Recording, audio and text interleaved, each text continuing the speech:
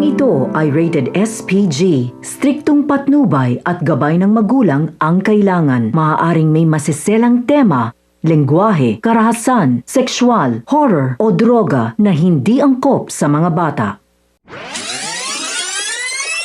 Pamilya, narito ang mga dapat nating abangan sa FPJ's Batang Quiapo.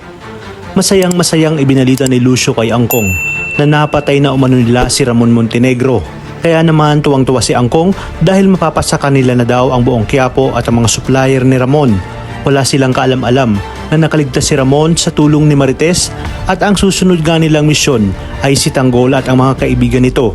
Dahil nga si Tanggol ang dahilan ng kanilang pagkakakulong at nagnakaw ng kanilang mga pera at droga.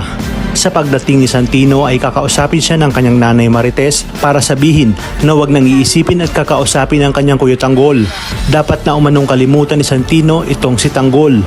Ngunit gulong-gulo naman si Santino dahil walang rason na maibigay ang kanyang nanay Tess.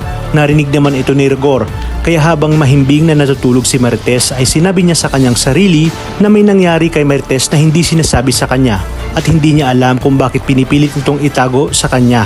Sa kabilang banda, napapaisip naman si Ramon kung sa anong paraan niya muling makikita si Marites dahil nga daw sa kabila ng kasalanan niya dito ay nagawa pang mailigtas ang kanyang buhay ni Tess. Kaya naman gagawin niya ang lahat upang makabawi at gusto niyang magkasundo sila para kay Tanggol.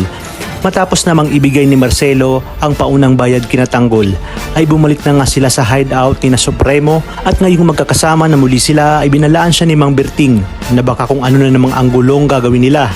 Ngunit nangako si Tanggol na magpapakabait na sila. Maya-maya pa ay bumalik na sila sa lugar kung saan ang huling enkwentro at kung saan itinago ni Tanggol ang Star of Venus na siyang makakapagpayaman nga sa kanila. Nang makita nila ito ay tuwang-tuwa ang buong tropa dahil sa wakas ay yayaman na sila. Sinabi ni Tanggol na simula na umano ng panibagong buhay nila at babalikan nila ang lahat ng mga taong may atraso sa kanila at para maging mas malakas ang kanilang pwersa ay kasama nga nila ang grupo ni na Supremo. Sa pagkakataong ito ay wala nang uurungan at sasantuhin si Tanggol.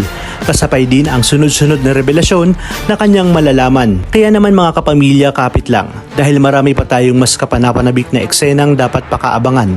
Dito lang sa pambansang teleserye ng Sambayanan, ang FPJ's Batang Quiapo.